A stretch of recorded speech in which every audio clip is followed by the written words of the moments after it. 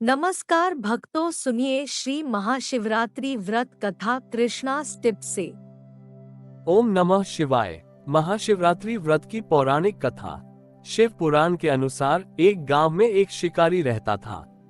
वो पशुओं को मारकर अपना परिवार चलाता था, लेकिन फिर भी धन की कमी के कारण उसे एक साहूकार से कर्ज लेना पड़ा। लेकिन उसका कर्ज समय पर न चुका सका, जिसके कारण गुस्से में आकर साहूकार ने शिकारी को पकड़वाकर शिव मठ में बंदी बना लिया। जिस दिन उसने ऐसा किया वो दिन शिवरात्रि का था। साहूकार के घर पर शिवरात्रि की पूजा हो रही थी। शिकारी ध्यानमग्न होकर शिव की धार्मिक बातें सुनता रहा।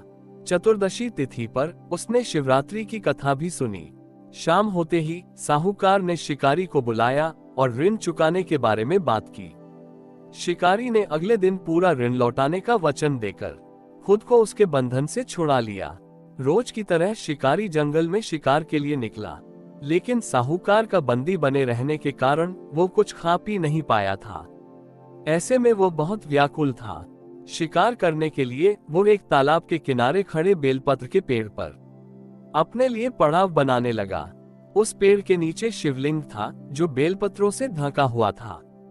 शिकारी को उस शिवलिंग के बारे में पता नहीं था। अपने पड़ाव को बनाते समय उसने टहनियां तोड़ी और वे संयोग से शिवलिंग पर गिर गईं। इस प्रकार पूरे दिन भूखे प्यासे शिकारी का व्रत भी हो गया और संयोग से उसने शिवलिंग पर बेलपत्र भी चढ़ा दिए। रात का एक पहर बीतने के बाद एक गर्भिणी मृगी तालाब पर पानी पीने के लिए पहुंची। शिकारी ने धनुष पर तीर चढ़ाकर जैसे ही प्रत्यंचा खींची, मृगी बोली, मैं गर्भ से हूँ, शीघ्र ही मुझे प्रसव होगा। तुम एक साथ दो जीवों की हत्या करोगे, जो ठीक नहीं है। उसने शिकारी से कहा कि मैं अपने बच्चे को जन्म देकर जल्द ही तुम्हारे सामने प्रस्तुत हो जाऊंगी, तब तुम मेरे प्राण हर लेना। ऐसा सुनते ही शिकारी ने प्रत्यंचा ढीली कर दी और मृगी झाड़ियों में लुप्त हो गई।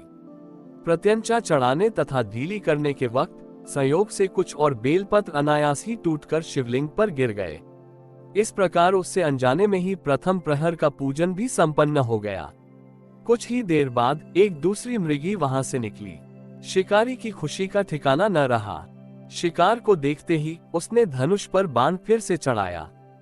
तब उसे देख मृगी ने विनम्रता पूर्वक निवेदन किया कि हे पारधी, मैं थोड़ी देर पहले ही ऋतु से निवृत्त हुई हूँ। कामातुर विरहिणी हूँ, अपने प्रिय की खोज में भटक रही हूँ। मैं अपने पति से मिलकर शीघ्र ही तुम्हारे पास आ जाऊंगी। शिकारी ने उस मृगी को भी जाने दिया। 2 बार शिकार को खोकर वो चिंता में पड़ गया। रात्रि का आखिरी पहर भी बीत रहा था। इस बार भी उसके धनुष से लगकर कुछ बेलपत्र फिर से शिवलिंग पर जा गिरे तथा दूसरे प्रहर की पूजा भी संपन्न हो गई। तभी एक और हिरणी अपने बच्चों के साथ उधर से निकली।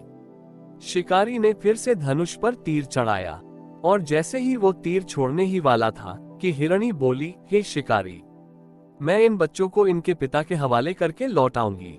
इस समय मुझे मत मारो। शिकारी हंसा और उसने कहा कि सामने आए शिकार को छोड़ दूं। मैं ऐसा मूर्ख नहीं। इससे पहले मैं 2 बार अपना शिकार खो चुका हूँ। मेरे बच्चे भूखे प्यासे होंगे। जवाब देते हुए हिरणी ने कहा, जैसे तुम्हें अपने बच्चों की ममता सता रही है, वैसे ही मुझे भी। हे शिकारी, मेरा भरोसा करो, मैं इन्हें इनके पिता के पास छोड़कर वापस लौटने का वचन देती हूँ। हिरणी का दीन स्वर सुनकर शिकारी को उस पर दया आ गई। उसने उस मृगी को भी जाने दिया। शिकार के अभाव में भूख प्यास से व्याकुल शिकारी अनजाने में ही बेल वृक्ष पर बैठे बेलपत्र तोड़ तोड़कर नीचे फेंकता जा रहा था। पौ फटने को हुई तो उसने एक हृष्ट पुष्ट मृग उसी रास्ते पर देखा। शिकारी ने सोच लिया कि इसका शिकार वह अवश्य करेगा।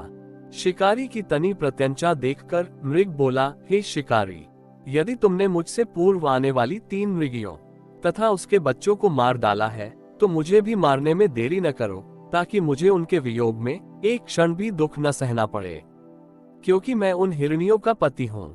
यदि तुमने उन्हें जीवन दान दिया है तो मुझे भी कुछ क्षण का जीवन दे दो। मैं उनसे मिलकर तुम्हारे समक्ष उपस्थित हो जाऊंगा। मृग की बात सुनते ही शिकारी के सामने पूरी रात का घटनाचक्र घूम गया। उसने सारी कथा मृग को सुनाई। तब मृग ने कहा, मेरी पत्नियां जिस प्रकार प्रतिज्ञाबद्ध होकर गई हैं, मेरी मृत्यु से अपने धर्म का पालन नहीं कर पाएंगी।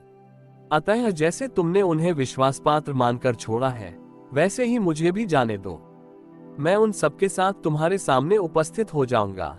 शिकारी ने उसे भी जाने दिया। इस प्रकार सुबह हो आए। व्रत, उपवास, रात्रि जागरण तथा शिवलिंग पर संयोग से बेलपत्र चढ़ाने से अनजाने में ही सही शिकारी की शिवरात्रि पूजा पूर्ण हो गई। अनजाने में हुई पूजन का परिणाम उसे तत्काल मिला। शिकारी का हिंसक हृदय निर्मल हो गया और उसमें भगवत भक्ति का वास हो गया। थोड़ी ही देर बाद मृग अपने परिवार के साथ शिकारी के पास उपस्थित हो गया ताकि वो उनका शिकार कर सके। किंतु जंगली पशुओं की ऐसी सत्यता, सात्विकता एवं सामूहिक प्रेम भावना देखकर शिकारी को बड़ी ग्लानि हुई। उसने मृग परिवार को जाने दिया। अनजाने में शिवरात्रि के व्रत का पालन करने पर भी शिकारी को मोक्ष की प्राप्ति हुई। जब मृत्यु काल के समय यमदूत उसे ले जाने आए तो शिवगणों ने उन्हें वापस भेज दिया तथा वे शिकारी को शिवलोक ले गए। महाशिवरात्रि व्रत में शिवरात्रि व्रत की कथा का पाठ करना बहुत ही शुभ फलदायी बताया गया है। शिव पुराण में भी इस व्रत की महिमा बताई गई है। शिव पुराण के अनुसार जाने अनजाने में भी जो मनुष्य और जीव महाशिवरात्रि का व्रत कर लेता है, वो शिव कृपा का भागी बन जाता है और उससे यमराज के दूत भी दूर रहते हैं। इसलिए महाशिवरात्रि व्रत में शिव भक्तों को महाशिवरात्रि की इस कथा का पाठ जरूर करना चाहिए।